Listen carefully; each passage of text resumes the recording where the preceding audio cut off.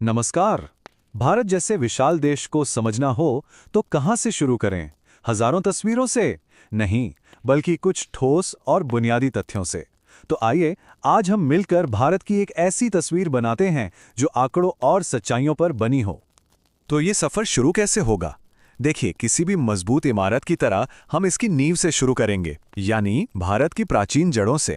इसके बाद हम देखेंगे कि कैसे दुनिया का सबसे बड़ा लोकतंत्र बना, इसकी जमीन में कितनी विविधता है, वो कौन से वैज्ञानिक सिद्धांत हैं जो इसे चलाते हैं, और आखिर में वो कौन से प्रतीक हैं जो करोड़ों लोगों को एक पहचान देते हैं। आज के भारत को समझने की जो चाबी है ना, वो इसके अतीत में ही छिपी है। तो चलिए समय में थोड़ा पीछे चलते हैं, उन हजारों साल पहले जहां इस महान सभ्यता की कहानी शुरू हुई थी। यहाँ इतिहास के 3 बहुत बड़े मील के पत्थर हैं। जरा सोचिए, 1921 में जब सिंधु घाटी सभ्यता की खोज हुई तो दुनिया ने देखा कि भारत में हजारों साल पहले से ही कितने सुनियोजित शहर थे।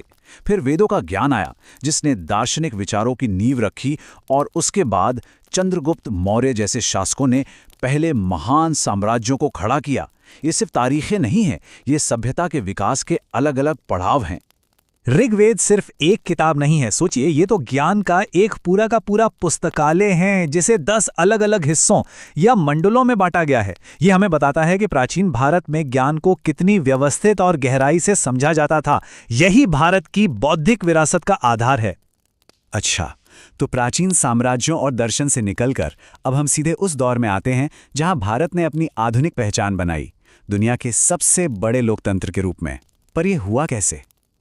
आधुनिक भारत की पूरी इमारत बस एक ही विचार पर टिकी है, लोकतंत्र, यानी जनता का शासन। ये सिर्फ एक शब्द नहीं, बल्कि ये वो सोच है कि असली ताकत सरकार में नहीं, बल्कि देश के नागरिकों के हाथों में है। और इस लोकतंत्र को चलाने के लिए एक बहुत ही सुंदर संतुलन बनाया गया है। एक तरफ है लोकसभा जो सीधे जनता की आवाज है, और दूसरी तरफ है राज्यसभा जो राज्यों का प्रतिनिधित्व करती है, और एक स्थायी सदन है। एक सदन लोगों की तात्कालिक इच्छाओं को दिखाता है, तो दूसरा लंबी अवधि की स्थिरता और राज्यों के संतुलन को बनाए रखता है। और इन सब चीजों को एक साथ क्या बांधता है, वो है भारत का संविधान। 26 जनवरी 1950 को लागू हुआ ये दस्तावेज, जिसके मुख्य निर्माता डॉक्टर B.R. अम्बेडकर थे। ये नागरिकों के मौलिक अधिकारों की गारंटी देता है और सर्वोच्च न्यायालय जैसी संस्थाओं की नींव रखता है। तो चलिए, सरकार की संरचना को समझने के बाद अब जरा उस जमीन पर नजर डालते हैं जिस पर यह देश बसा है, एक ऐसी भूमि जो अपनी विविधता और विशालता के लिए जानी जाती है। ये जो संख्या 8 है, ये क्या दर्शाती है? ये उन भारतीय राज्यों की संख्या है जहां से कर्क रेखा गुजरती है। ये सिर्फ एक भौगोलिक लाइन नहीं है, ये भारत को 2 बड़े जलवायु क्षेत्रों में बांटती है, जिसका सीधा असर यहाँ की खेती, मौसम और संस्कृति पर पड़ता है। भारत की विविधता सिर्फ लोगों में ही नहीं, इसकी जमीन में भी है। सोचिए, एक तरफ राजस्थान का विशाल धार रेगिस्तान है, तो दूसरी तरफ मेघालय का मासिनराम, जहां दुनिया में सबसे ज्यादा बारिश होती है। एक ही देश में इतने अलग अलग नज़ारे, यही इसकी अनोखी भौगोलिक पहचान है। अच्छा, तो देश की जमीन और सरकार की बात हो गई, पर कोई भी देश सिर्फ इनसे ही आगे नहीं बढ़ता, उसे कुछ विचार भी चलाते हैं।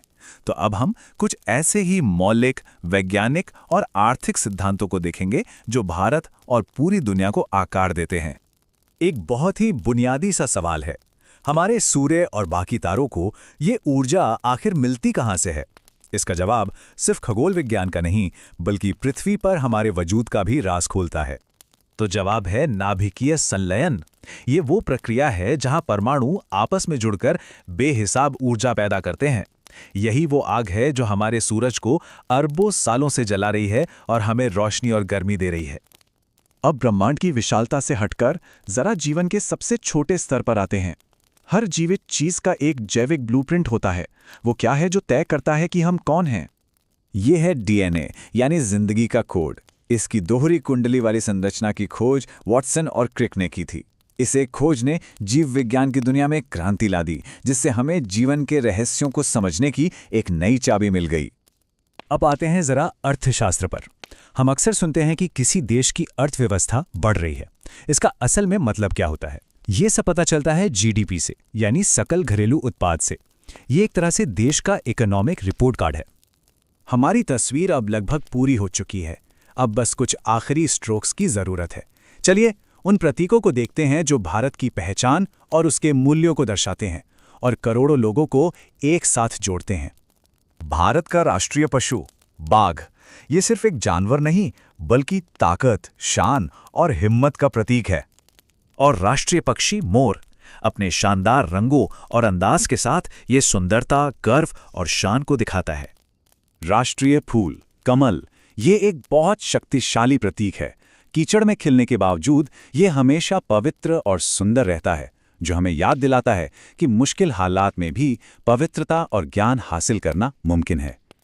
और आखिर में भारत का राष्ट्रीय आदर्श वाक्य सत्यमेव जयते, प्राचीन मुंडक उपनिषद से लिया गया ये छोटा सा वाक्य देश के मूल दर्शन को समेट लेता है कि अंत में जीत हमेशा सत्य की ही होती है। तो हमने इतिहास, सरकार, भूगोल और प्रतीकों के इन टुकड़ों को जोड़कर भारत की एक तस्वीर बना ली है। पर सवाल ये उठता है कि क्या कोई एक विचार सच में एक राष्ट्र को पूरी तरह से परिभाषित कर सकता है? ये तथ्य तो बस एक ढांचा है, एक फ्रेमवर्क। असली तस्वीर तो हर किसी के अपने अनुभव और अपनी समझ से ही पूरी होती है।